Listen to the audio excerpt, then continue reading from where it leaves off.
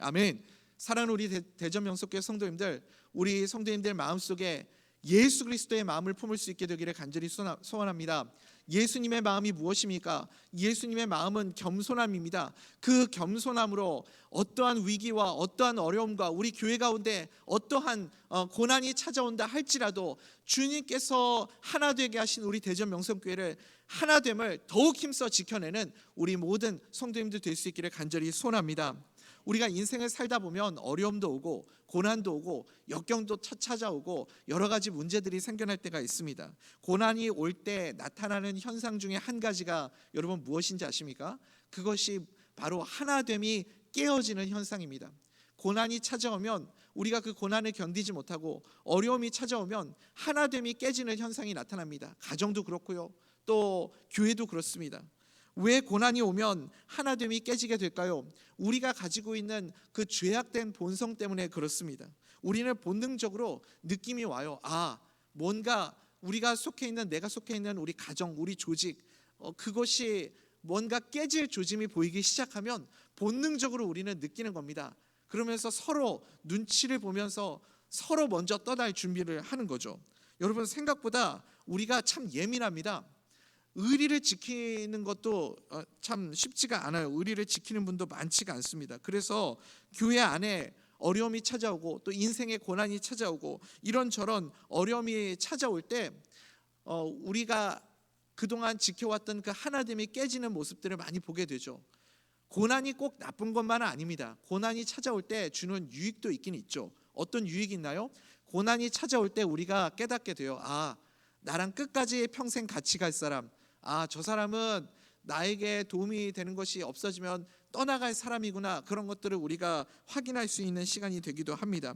사도 바울은요, 사도 바울 속에 늘 마음속에 떠오르는 교회, 그래서 늘 축복하고 싶고 사랑하고 싶고 그리고 생각나는 교회가 있었습니다. 어떤 교회였죠? 바로 빌립보 교회였습니다.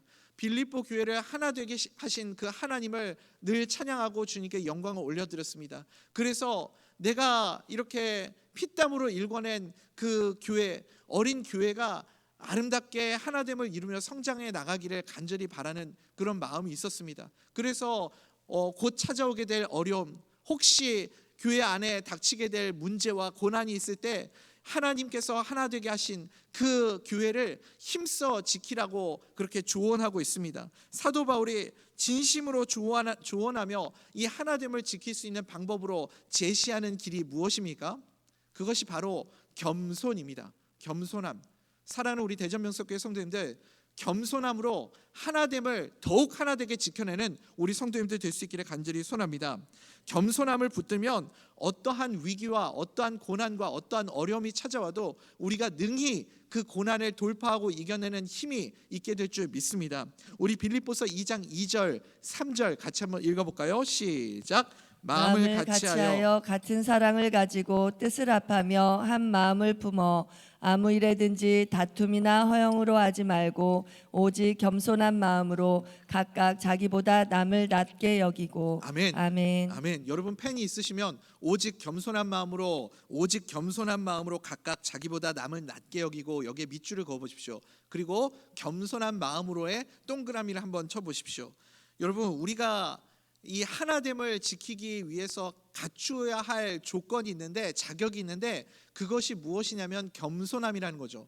분열을 만들고 그리고 나누어지게 만드는 우리의 속성이 무엇입니까? 다툼과 허영이다, 그렇게 말하고 있습니다. 허영과 다툼, 이것이 우리 가운데 들어오게 되면 허세를 부리고 허영을 부리고 그리고 다른 사람을 비난하고 비판하는 그런 모습들이 우리 가운데 들어오면 여지없이 하나됨은 깨져버릴 수밖에 없습니다. 그래서 사도 바울은 뜻을 합하며 한 마음을 품기 위해 갖추어야 할 성품이 꼭 한 가지가 있는데, 그것이 무엇이냐면 겸손이다, 이렇게 강조하고 있습니다. 여러분, 겸손한 마음을 품으면 어떠한 난관과 위기 가운데서도 우리가 한 마음을 품을 수 있습니다.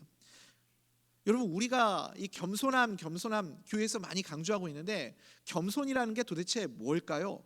겸손은 무엇을 말하는 걸까요? 우리가 겸손이라는 단어를 생각할 때 가장 먼저 떠오르는 이미지가 무엇입니까? 다른 사람보다 나를 더 낮추는 모습, 나보다 다른 사람을 더 높이는 모습, 이것이 겸손이다. 우리는 그렇게 생각하죠. 근데 여러분, 겸손의 1차적인 의미는 다른 사람보다 나를 낮추고 나보다 다른 사람을 높인다. 이것이 겸손의 1차적인 의미가 아닙니다. 겸손의 1차적인 의미는 무엇이냐면 그리스도 예수 앞에서 진실하게 나 자신을 스스로 돌아볼 수 있는 것, 그것이 겸손함인 줄 믿습니다. 다시요, 겸손함은 무엇이라고요? 예수님 앞에서 진실하게 나 스스로를 허영과 허세와 허식 모든 것 다 벗어버리고 가식 벗어버리고 나 스스로를 진실하게 돌아볼 수 있는 마음, 그것이 겸손함입니다.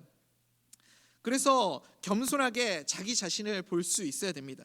나 자신을 겸손하게 가질 수 있는 눈을 가지면요, 고난 가운데서도 우리가 하나됨을 지킬 수 있습니다. 오늘 본문 보니까요, 겸손은 자기 사명에 집중하는 것이다. 자기를 먼저 돌아보는 것이다. 이렇게 말씀합니다. 빌립보서 2장 4절 말씀입니다. 우리 같이 읽어볼까요? 시작. 각각 자기 일을 돌볼 뿐더러 또한 각각 다른 사람들의 일을 돌보아 나의 기쁨을 충만하게 하라. 먼저 아멘. 순서가 있죠, 여러분.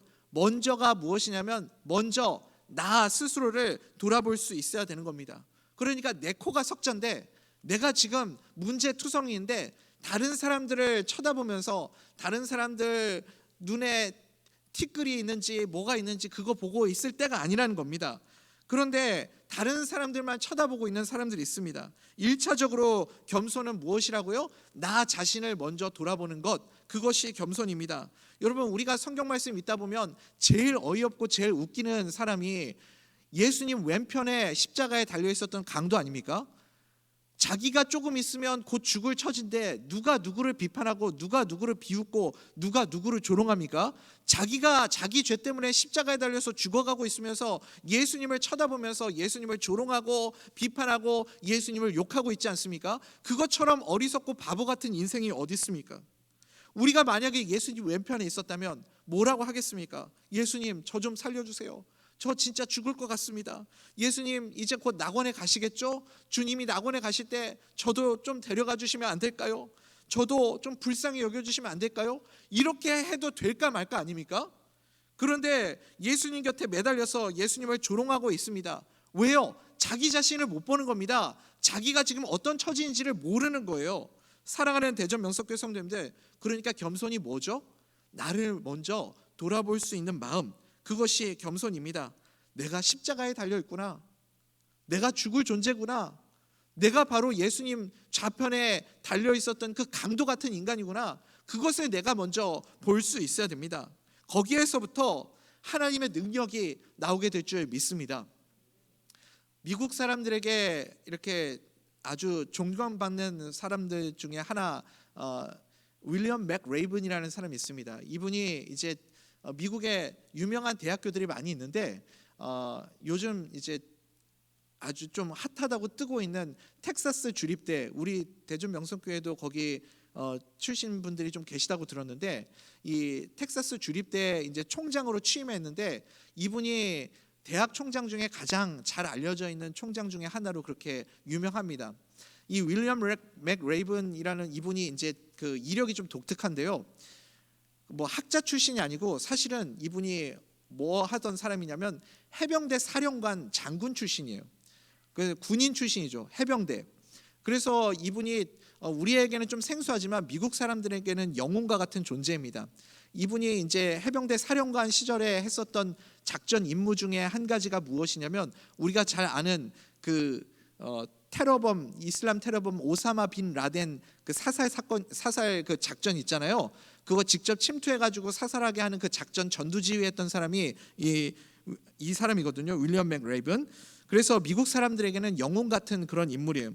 그 군복무 시절에 뭐 이런저런 굵직굵직한 작전 임무들 많이 수행했는데 그 중에 하나 우리에게 대표적으로 잘 알려져 있는 것 중에 한 가지가, 우리 청년들은 잘 모를 수도 있어요. 근데 예전에 그 이라크에서 오랜 기간 동안 독재했었던 사람이 있습니다. 사담 후세인이라고 들어보셨습니까?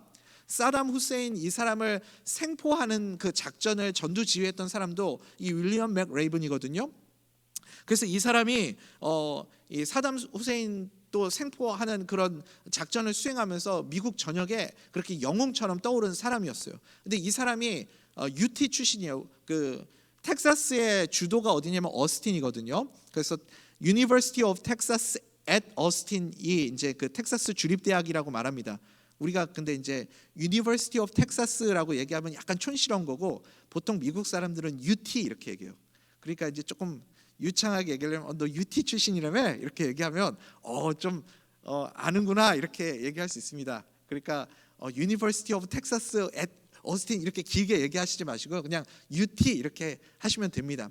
근데 이 윌리엄 맥 레이븐이 UT 출신이에요. 그래서 UT 대학의 총장으로 그렇게 취임을 하게 되죠. 그래서 거기에서 많은 강연들과 연설을 하는데 이분의 강연이 미국 사람들한테 굉장히 인기가 많아요. 그래가지고 뭐 유튜브 같은 데 보면 이분 영상이 많이 올라와 있고요.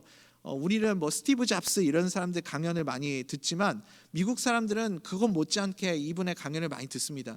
이분의 강연 중에 하나 이제 Making Your Bed, 침대부터 정리하라라는 강연이 있어요. 이게 책으로도 나왔고 되게 유명하거든요. 대학교 졸업 연설사에서 이 강연을 했는데 이게 제가 오늘 그 조회를 해보니까 1,800 몇만 건 그 되더라고요. 1,844만의 조회수를 이뤘더라고요. 한국말로 번역된 거랑 뭐 이런 버전 저런 버전 찾으면 훨씬 많을 텐데 Make Your Bed, 침대부터 정리하라 이런 연설을 했어요. 이분이 연설한 내용을 그냥 정리해 보자면 이런 겁니다. 우리 남자 성도님들도 군대 갔다 오셔서 잘 아시겠지만 군대에서 이제 아침에 기상나팔 소리가 빠빠빠빠빠빠빠빠빠빠빠빠빠빠 그 기상나팔 소리가 딱 들리는 순간 제일 먼저 막 지금 약간 공황장애 오신 분들도 계시는데 제일 먼저 하는 일이 뭐죠? 기상나팔 소리가 딱 들리는 순간 뭐부터 하죠? 침구류부터 정리를 하는 거예요. 일어나자마자 그냥 정신없이 매트 젓고 모포 정리하고 막 이렇게 그 정리를 합니다. 근데 저는 우리나라만 그렇게 하는 줄 알았더니 그 각 잡고 이렇게 정리하는 걸 미국 군대도 그렇게 하나 봐요. 해병대에서도 그걸 하는데 그 침대 모포를 팽팽하게 잡아당겨서 얼마나 이렇게 각을 딱 잡아야 되냐면 쿼터라고 하죠. 쿼터 25cm짜리 동전을 위에서 이렇게 딱 떨어뜨려서 10cm 이상 퉁 튀어 올라야 그래야 통과가 된다는 거예요. 이분이 강연을 할 때 한 얘기예요. 제가 웃자고 얘기를 꺼낸 게 아니라 그렇게 군기가 빡 잡혀 있어야 된다는 거죠. 그래서 아침에 깨자마자 침대부터 정리해야 그래야 자기에게 어떤 임무가 주어져도 그 임무를 완수할 수 있는 준비된 사람이 된다라는 내용이 핵심 골자인 거예요. 아침에 일어나서 그 임무조차 해결하지 못하는 사람이 어떻게 다른 일을 할 수 있겠느냐. 그래서 이분이 무슨 얘기를 하냐면 영어로 그 얘기를 하더라고요. If you wanna change the world, 당신이 만약에 세상을 바꾸고 싶습니까? 그러면 침대부터 정리하십시오. 그 얘기를 하더라고요. 그러면서 에피소드 하나를 전하는데 2003년도에 사담 후세인을 이제 생포를 했잖아요. 그래서 물론 그 사람이 독재자였고 많은 사람들을 학살한 살인범으로 그렇게 감옥에 투옥이 되었지만 그래도 어쨌든 한 나라의 제1 권력자 출신이었기 때문에 나름 예우를 해줬다는 거예요. 그랬는데 이 사람은 사담 후세인은 침대 정리를 하지 않더라. 그 얘기를 그렇게 전했다고 합니다. 여러분 핵심은 뭐예요? 작은 것부터 아침에 시작하는 첫 임무부터 완수할 수 있는 것, 그것이 더 큰 일을 완수할 수 있는가로 연결된다는 거죠. 그러면 어떤 임무가 주어져도 해낼 수 있는 능력 있는 사람이 될 수 있다라는 내용입니다. 이것이 강의의 내용이에요. 그러니까 여러분 책 안 사봐도 되겠죠? 사랑하는 우리 대전 명석교회 성도님들, 우리의 신앙생활에 우리 영적인 하루의 첫 임무가 무엇일까요? 저는 그것이 새벽 예배라고 생각합니다. 우리에게 새벽 예배가 있지 않습니까? 아침에 깨서 새벽으로 영적으로 무장하고 또 첫 번째 임무를 완성한다면, 우리가 영적인 그 임무를 완성해낸다면 우리의 하루 가운데 어떤 시험이 다가와도 우리가 그 시험을 능히 이겨낼 수 있는 능력 있는 사람이 되지 않겠습니까? 그래서 별로 아멘을 안 하시는데 당연히 새벽 예배에 나오는 거 힘듭니다. 쉽지 않아요. 피곤하고 더 자고 싶고 더 쉬고 싶고 더 누워있고 싶습니다. 그러나 일어나서 새벽 예배에 나와서 새벽을 깨우는 자는 내 하루의 첫 번째 영적 임무를 달성한 사람입니다. 첫 번째 임무를 내가 달성했기 때문에, 그래서 그런 사람은 무슨 일이 있어도 또 어떤 고난과 어떤 어려움과 어떤 문제가 찾아와도 또 이겨내고 돌파하고 임무를 완수해낼 수 있는 능력 있는 사람으로 살아가게 될 줄 믿습니다. 그래서 저는요, 아무리 피곤하고 아무리 몸이 안 좋아도 어떻게 해서든 새벽을 깨워서 새벽 예배에 나오려고 그렇게 애를 씁니다. 새벽 예배만큼은 철저하게 지키려고 그렇게 하고 있어요. 하루를 시작하는 첫 영적 임무도 완수하지 못하는 사람이 어떻게 더 큰 영적인 일을 감당할 수 있겠습니까? 그래서 만약에 우리가 하루를 시작하자마자 아이고 오늘도 또 늦었네 후닥닥닥 일어나가지고 막 그냥 허겁지겁 하루를 준비해서 오늘도 또 지각이네 하면서 그렇게 하루를 시작하는 사람과 새벽을 깨워서 새벽 예배를 시작하는 사람과 그 인생의 차이가 어마어마하게 차이가 나겠죠. 임무를 완수할 수 있는 사람, 어떤 임무가 주어져도 그 임무를 완수해낼 수 있는 사람 특징이 무엇입니까? 자기 자신을 돌아볼 줄 아는 사람이라는 거예요. 자기 스스로를 알 수 있는 사람.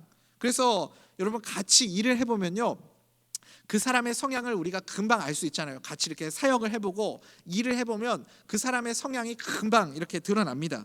어떤 사람은요, 일머리가 없다고 그러죠. 일을 잘 못하는 사람이 있어요. 일을 잘 못하는 사람의 특징이 무엇이냐? 일을 나눠서 할 줄을 몰라요. 그래가지고 미루다가 마지막에 최후의 순간에 받쳐가지고 막 어쩔 수 없이 막 부랴부랴 그렇게 일을 하는 사람이 있습니다. 신중한 것과 일을 미루는 것과는 차이가 있죠. 좀 더 생각해 봅시다, 좀 더 고민해 봅시다 하면서 그냥 지금 이 순간의 위기를 자꾸 모면하려고 미루는 거예요. 그러다가 나중에 받쳐서 최후의 순간에 어떻게 그냥 부랴부랴 넘어가는 거죠. 그런데 일을 잘하는 사람의 특징은 무엇이냐면 미리 계획적으로 준비해서 차근차근 계획대로 그렇게 일을 진행해 나가는 겁니다. 말을 안 할 뿐이지 우리가 서로 다 알고 있지 않습니까? 저 사람을 일을 잘하는 사람이다, 저 사람은 일머리가 없는 사람이다, 우리가 잘 압니다. 사랑하는 우리 대전명석교회 성도님들, 겸손이 뭘까요? 겸손은요, 하나님 앞에서 내 약점을 들여다볼 수 있는 사람입니다. 내가 이게 약한 사람이야, 나는 이게 부족한 사람이야, 내 부족함을 아는 거예요. 내 한계를 아는 거예요. 내 연약함을 깨닫는 겁니다. 그래서 하나님 앞에 서면요, 나를 보는 거거든요. 내 거울로 나를 보듯이 하나님 앞에 서게 될 때 내가 얼마나 부족한지, 내가 얼마나 연약한지 자기를 돌아볼 수 있습니다. 자기를 돌아보는 것부터 첫 번째 임무 완수를 할 수 있는 시작이 되는 거예요. 그게 바로 겸손함입니다.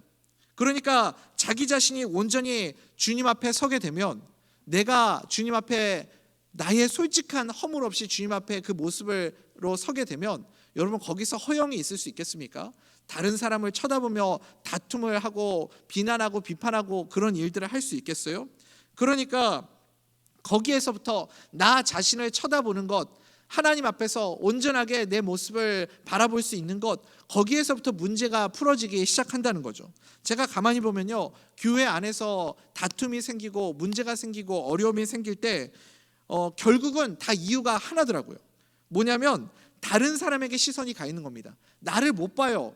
다른 사람들에게만 시선이 가 있어요. 그래서 내 눈에 들보는 보지 못하고 다른 사람들의 문제를 계속 지적하는 거죠. 말은 청산유수입니다. 일은 이렇게 해야 된다, 이거는 이렇게 해야 된다, 순서는 이렇게 해야 되고, 이거 이렇게 해야 되고 저렇게 해야 되고, 말은 엄청 잘해요. 근데 본인은 시키기만 하고 손가락질만 하고, 그리고 아무것도 안 하고 책임도 안 지려고 하는 거예요.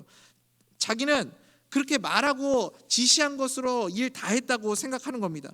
그리고 나서 또 문제가 생기거나 그 일이 진행이 안 되고 어떤 사건이 터지잖아요. 그러면 항상 멘트가 똑같습니다. 뭐라고 그러는지 아십니까? 봐, 내가 몇 번을 얘기했어. 내가 얘기했잖아. 내가 그렇게 될 거라 그랬지. 내가 몇 번을 얘기했어. 내가 얘기했어 안 했어. 여러분 꼭 그렇게 이야기하지 않습니까? 그러면 저는 그분에게 묻고 싶어요. 그분은 계속 그 일이 터지는 동안 다른 사람 관찰만 하고 있는 거예요. 자기 자신을 쳐다보지 않고 계속 다른 사람만 보고 있는 겁니다. 그 일이 터지는 동안 그분은 뭐 하고 있었을까요? 아무것도 안 하고 다른 사람들만 쳐다보고 다른 사람들만 비판하고 다른 사람들에게 이렇게 지적질만 하고 하다 보니까 문제가 생기는 거 아닙니까? 그러니 다른 사람들을 먼저 쳐다보기 전에 나를 먼저 볼 수 있어야 됩니다. 사울왕을 한번 보십시오. 사울왕이요, 일평생을 살아가면서 자기 자신을 한번 쳐다보지는 않습니다. 사울 왕은요 평생 동안 누구만 쳐다보고 살았냐면 다윗만 쳐다보고 살았습니다. 다윗만 바라봤어요. 다윗을 바라보면서 질투하고 다윗을 바라보면서 시기하고 다윗을 바라보면서 계속 자기와 비교하면서 그렇게 열등감 속에서 비교의식 가운데서 그렇게 살아갔습니다. 그러니까 그의 인생에 하나님 앞에서 진심으로 자기 자신을 돌아보며 회개하는 모습이 있던가요? 그의 인생에서 하나님 앞에서 주님 내가 어떻게 살아가야 할까요? 자기 자신을 진지하게 돌아보는 모습이 있던가요? 그게 없습니다. 하나님 앞에서 울부짖는 모습이 있습니까? 없어요. 주님 나를 불쌍히 여겨 주시옵소서. 나는 연약한 자입니다. 나는 소망이 없는 자입니다. 나는 이렇게 능력이 없는 자입니다. 나를 이 죄악에서 건져 주시옵소서. 그렇게 자기 자신을 돌아보는 마음이 없습니다. 사랑하는 우리 대전 명성교회 성도님들, 우리 주님 앞에 내가 진실한 모습으로 서게 된다. 이것이 무엇을 의미하나요? 이것이 바로 겸손함인 줄 믿습니다. 예수님 앞에 겸허히 서 있을 때 내 자신을 돌아볼 수 있고, 그리고 거기에서부터 나에게 주어진 임무를 시작할 수 있게 될 줄 믿습니다. 이런 가장 기초적인 것부터 우리가 붙잡을 수 있게 되기를 간절히 소원합니다. 나 자신이 겸손히 주님 앞에 서 있을 때 그 다음이에요. 그 다음에 다른 사람들을 돌아볼 수 있는 여유가 생기는 겁니다. 내가 주님 앞에 온전히 서 있을 때 다른 사람들을 돌아볼 수 있어요. 그리고 다른 사람들에게 도움을 줄 수 있습니다. 그럴 때 우리 주님의 기쁨이 그 가운데 충만하게 넘치게 되는 거예요. 우리 4절 하반절 우리 볼까요? 4절 하반절 보니까 각각 다른 사람들의 일을 돌보아 나의 기쁨을 충만하게 하라. 각각 다른 사람들을 돌보아 나의 기쁨을 충만하게 하라. 이렇게 말씀합니다. 여러분 왜 우리가 다른 사람들을 돌보지 못할까요? 다른 사람들을 돌아보지 못할까요? 이유가 뭘까요? 초조함이 우리 가운데 있기 때문에 그렇습니다. 내가 너무 급박하고 초조하고 이렇게 쫓기며 살아가고 있기 때문에 그렇습니다. 내 뜻을 내가 이루어야 하기 때문에 그래요. 그래서 우리가 여유가 없습니다. 내 뜻을 이루어야 하고 내가 정한 스케줄, 내가 정한 뜻과 내가 정한 시간 안에 그 일을 이루어야 한다라는 그 초조함과 강박감 때문에 우리는 늘 쫓기는 인생을 살아갑니다. 그래서 늘 초조하고 불안하고 강박에 시달리는 거죠. 그러니까 다른 사람을 돌아볼 여유가 없는 거예요. 안 보이죠. 다른 사람이 안 보이는 이유는 무엇이냐면 늘 내 시간, 마이 타임, 마이 스케줄, 마이 타이밍. 그러니까 내가 생각하고 있는 내 시간과 내 타이밍과 내 스케줄에 따라서 살아가려고 하기 때문에 그렇습니다. 우리는요, 예수 안에 있는 우리는 나의 시간에 살아가는 자들이 아니라 in his time, 주님의 시간 안에 살아가는 자들인 줄 믿습니다. 주님의 시간에 따르는 사람은요, 반드시 무엇이 있냐면 기다림이 있습니다. 그래서 겸손한 사람은 어떤 사람이냐? 기다리는 사람이에요. 우리가 부르는 찬양도 있죠. 주님의 시간에 주의 뜻 이루어지길. 그 다음 뭐죠? 기다려 하루하루 살 동안 주님 인도하시니 주 뜻 이룰 때까지 기다려. 사랑하는 우리 대전 명석교회 성도님들, 주님의 시간을 살아가는 사람들만 기다릴 줄 압니다. 기다림이 있습니다. 이 믿음으로 기다리는 겁니다. 여러분, 서두르는 것은 교만이에요. 왜 서두를까요? 내 때에, 내가 정한 스케줄에, 내 타이밍에 내가 나의 뜻을 이루어내야 하기 때문에 그렇습니다. 여러분, 기다리는 것은 무엇이죠? 주님의 때에, 주님의 타이밍에, 주님의 뜻에 하나님의 그 뜻이 이루어질 것이다, 그 믿음으로 기다리는 것 아닙니까? 그래서 언제나 초조하고 서두르는 이유는 내 시간이 내 거라고 생각하기 때문에 그렇습니다. 내 시간 아니에요. 내 거 아닙니다. 주님의 것입니다. 주님의 시간이에요. 하나님이 우리에게 주신 시간인 줄 믿습니다. 내 뜻을 내 시간에 이루어야 한다는 강박, 그거 버리면요, 내 마음속에 여유가 생겨납니다.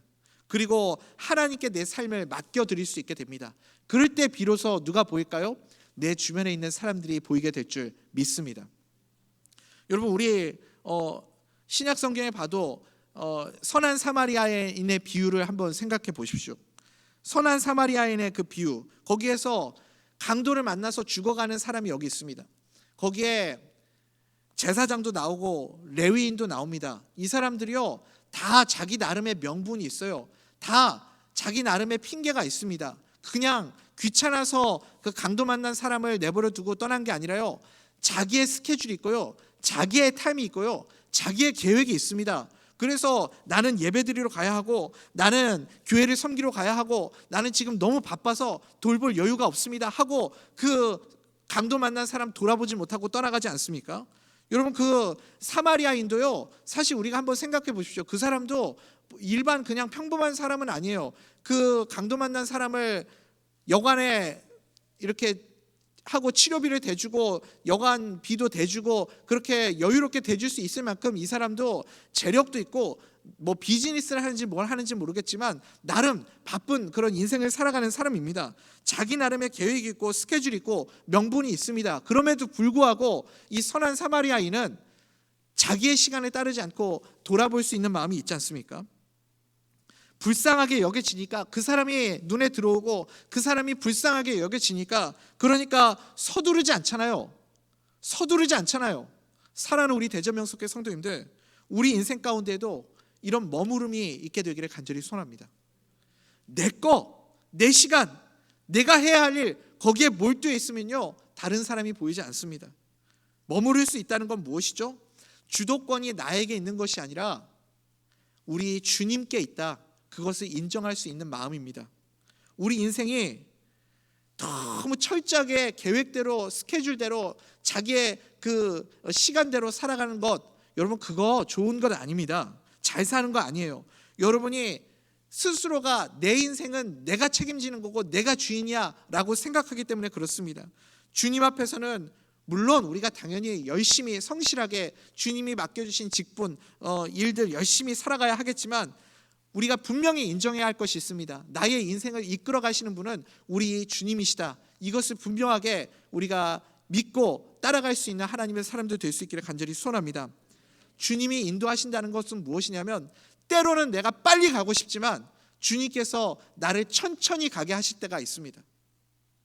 또 나는 조금 천천히 여유 있게 가고 싶지만 주님께서 나를 빨리 서둘러서 가게 만드실 때도 있어요.